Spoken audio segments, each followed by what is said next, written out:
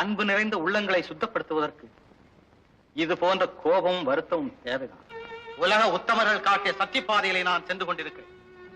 சத்தியம் என்றுமே தோற்றதில்லை, வெற்றி பெற்றே தீரும். இது என் உறுதியான நம்பிக்கை.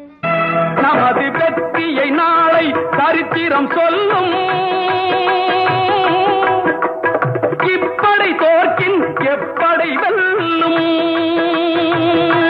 நீதிக்கு இது ஒரு போராட்டம், இதை நிச்சயம் உலகம் பாராட்டும். வல்லோர்கள் சுரண்டும் கொல்லாத கொடுமை இல்லாமல் மாறும் ஒரு தேதி. அந்த இல்லாமை நீங்கி எல்லோரும் வாழ இந்நாட்டில் மலரும் சமநீதி.